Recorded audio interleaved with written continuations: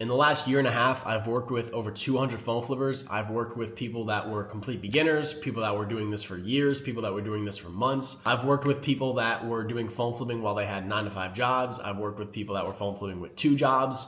I've worked with people that had no job at all. So I've seen just about every single situation, and I've helped those types of people get to 5K a month of phone flipping, 10K a month, 12K a month, 15K a month, 20K a month in profit with their phone flipping businesses. And I've seen every single mistake. I've seen every single bottleneck. I've seen every single strategy that actually works and doesn't work. So in this video, I'm going to go over the biggest lessons that I've learned from coaching those types of people so you don't stay stuck on the hamster wheel and you can kind of just fast track your success. So with that being said, let's get right into the video. Number one is going to be the ultimate goal in this phone flipping game is B2B. And what I mean by this is business to business. So business to business is really just only working with other resellers. So instead of getting phones from regular customers like all Facebook ads or marketplace or whatever, you're getting phones from other resellers. So instead of getting 1 at a time, you're getting 20 at a time, right? So B2C will make you money, but B2B will make you like rich in a way, right? So B2C, you can make, a decent amount of money, but you graduate from like flipping to scaling the moment your customer changes from a single person giving you 1 phone to a single person giving you 20 plus phones at a time, right? So that is the end goal. It's a lot more time efficient. So you're only dealing with 1 or 2 suppliers. And so you could lock in those relationships and you're not spending so much time in the game.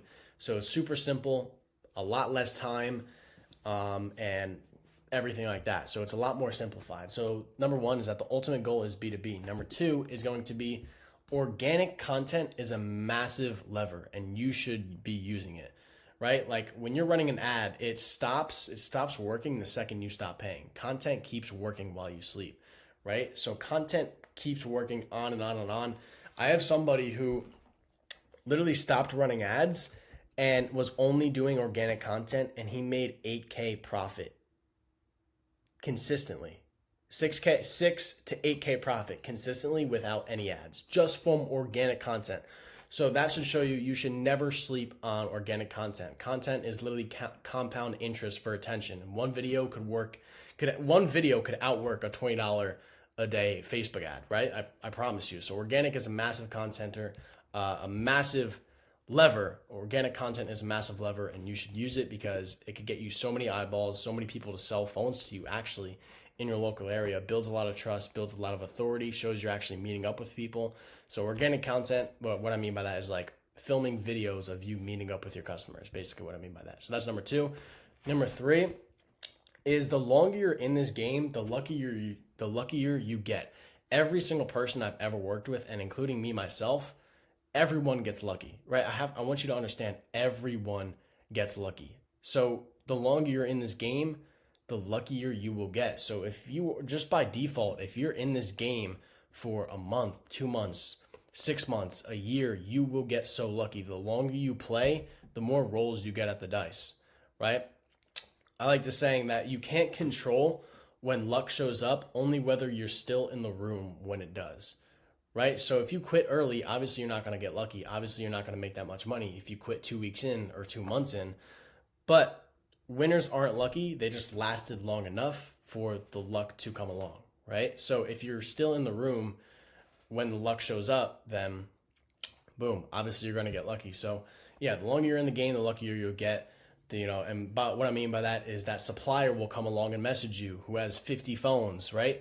Or that 1 phone will come along that you make $700 profit on, or a private buyer reaches out to you in your local area and he pays super good for phones. So like, yeah, the luckier you get, the longer you're in the game, the luckier you get. That can mean a bunch of different things. Number 4 is going to be that the winners prep during peak phone flipping season. What I mean by this is if you go balls to the walls, super hard on the gas during peak phone flipping season, what I mean by that is now. The peak phone flipping season is now because the new iPhone 17 just came out. And the money is made in prep, not the season. The season just cashes the check, right? Because if you can completely go super hard on the gas this season, you could literally set yourself up for months. You could set yourself up for months if you just go super hard on the gas this season. And you can set yourself up for months or years because you'll have so many repeat customers. You'll have so much trust, so many reels that you have posted, so many people that you have met up with that could come back to you. You have reviews, referrals, repeat customers.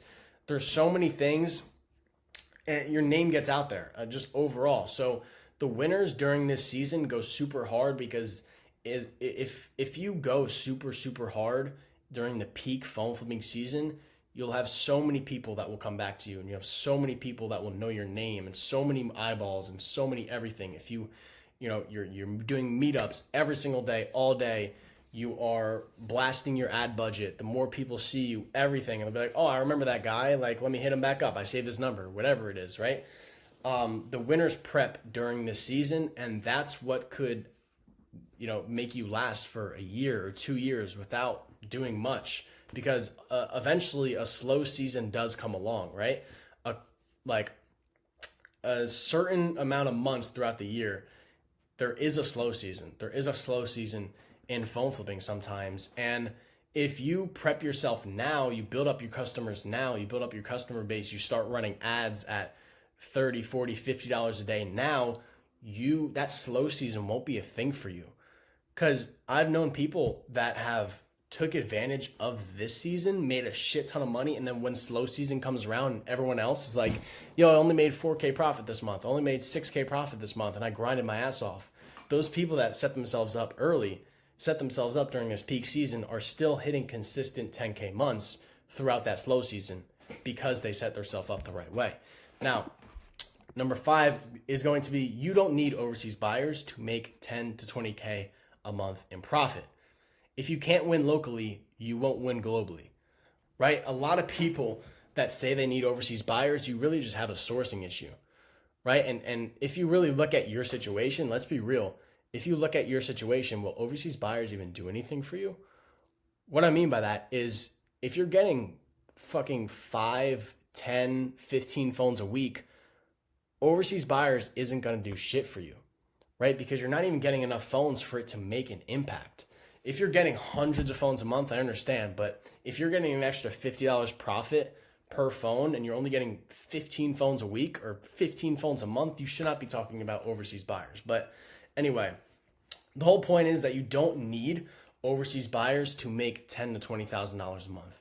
When you're dealing with overseas buyers, the process is a lot different. A lot of you guys think it is, because I understand why a lot of you guys think it's all rainbows and unicorns and everything like that and a whole bunch of money.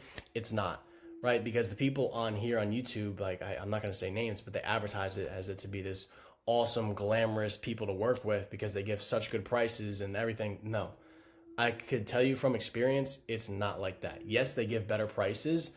Shipping takes a lot longer. It's hard to get in contact with you. It's so not what it looks like and what people here on YouTube makes it seem like. I have multiple overseas buyers connections, and guess what? I don't use any of them. Completely not worth it. So, and that's just my honest opinion. That's just my opinion. I've got to $20,000 profit in a month without a single overseas buyer. I have gotten my students to 10K profit a month without overseas buyers. They don't have overseas buyers. I've gotten a student to 15K a month without an overseas buyer. I've gotten a student to $17,500 a month without an overseas buyer. I've gotten a student to $20,000 a month without an overseas buyer. So the point is, you don't need an overseas buyer to make $10,000 to $20,000 profit a month. I personally don't have one, right? Now, I personally don't deal with one. Number 6 is going to be, sourcing is the whole game, right? And this ties into why you don't need an overseas buyer, because sourcing is the whole game. Deal flow fixes everything. If you have no phones, you don't have a business, right? You want to be having a shit ton of volume of phones, because you can have everything dialed in. You could have overseas buyers. You could have the best negotiation skills ever. You could be in the best area ever. But if your sourcing strategy is shit, you're not going to make any money, right? If you're just doing cold outreach and you have the best negotiation skills, you have overseas buyers who pay you so much money for phones, you have iCloud unlockers, you have everything. If you're sourcing 5 phones a week, that's not doing shit for you. Nothing's doing shit for you. Whereas somebody who's not really good at negotiation and has shitty buyers, but they get 500 phones a month, they're going to hit 10K a month, right? They're going to make more money than you. That just shows that sourcing is the whole game. I could be shit at everything else, but if 500 people a month are coming to sell me a phone, of course I'm going to win. Of course I'm going to make more money than you. Because if you only get 50 phones a month, but everything is dialed in for you, your negotiation, your overseas buyers, your local buyers, everything else is dialed in for you, you're still not going to make as much money as me, right? So deal flow fixes everything. If you don't get a shit ton of phones, you don't have a business. You don't have a real business that's actually going to make you real money. Now, number 7 is going to be scaling. Scaling requires leverage. So you can't out hustle someone with the right system, right? I tell people this all the time. There's people that think they could, because a lot of people here on YouTube preach, oh, Facebook Marketplace, just reach out to 50 people a day and you'll make $10,000 profit a month. I'm sorry to tell you, but it's not real, right? Like the people are lying to you. So I'm sorry to tell you that, but everybody here on YouTube who's doing these like $100 to $10,000 series, and they only do cold outreach and they only sell their phones on Facebook Marketplace, which is two very low leverage activities, and they say they make 10K profit in a month from that, or they made 5K profit in a week from that, whatever it is. I'm sorry to say, but they're completely bullshitting you. If you check on the comments, nobody else has done that. So back to the original point, because all those videos are completely fake. I promise you, because I know those people. I've messaged those people. I've called them out. They don't like it. Anyway, I'm not going to go into any of that, but scaling requires leverage. You can't out hustle someone with the right system. So I don't care how many messages you're sending per day. You could be sending fucking 500 messages a day, and you could be selling your phones on Facebook Marketplace. I will still beat you with a $30 a day Facebook ad. I promise you. I'll put the house on it right now. If somebody wants to message me, DM me, challenge me, I promise you that, because I have a lot of leverage. A $30 a day Facebook ad that is set up the right way is outdoing you all day. So you can't out hustle someone with the right system in place, right? You could send all your messages you want per day. You could sell all the phones on Facebook you want every single day, but leverage is going to beat that every single time. You can't out hustle someone with the right system. So yeah, leverage is really just looks like doing the same work just with a bigger stick, if that makes sense. I hope you can illustrate that. I don't have a better way to kind of explain it, but leverage is doing the same thing just with a bigger stick. I wish I could kind of show you how that works and everything. But number 8 is going to be, most people use this business as a tool and not a rest of life type business. This is a big thing. A lot of people just use this to make like 50K profit and then get into the next business, or 100K profit and then get into the next business. Not a rest of your life type business. This is not something I'm going to be in for 10 years, 15 years and do this for the rest of my life. No, I want to be eventually making 100K a month, 200K, 500K a month. And when I say that, I'm being dead serious, but you have to build a real business and be able to do that.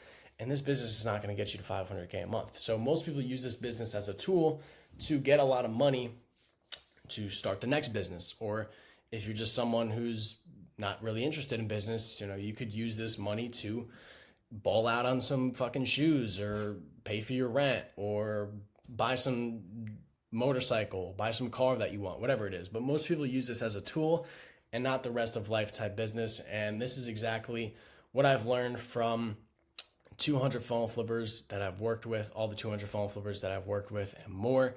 And by the way, if you want any help with scaling or starting your personal phone flipping business, I'll put a link in the description and you could book in a one-on-one call with me, and I'll help you add thousands of dollars in profit a month to your phone flipping business. And if you're just starting out, I'll help you start out and get to thousands of dollars a month with your phone flipping business. I've helped people get from $0 a month to 5K a month, their first month ever phone flipping. I've helped people get from 4K a month to 10K a month. I've helped every kind of situation you know of. I've helped people in small areas. I've helped people in big areas. I've helped people with 9-to-5 jobs. I've helped people who have all the time in the world. I've helped people with 2 9-to-5 jobs. I mean, not 2 9-to-5 jobs, but 2 jobs. Anyway, yeah, that's that. If you want any help and you want to just kind of get all the lessons from someone who's actually already been there, already done it, and just want me to fast track your success, you could book in a one-on-one call with me. But I hope this video provides some value to you to kind of understand this game a little bit more. And I'll see you boys later.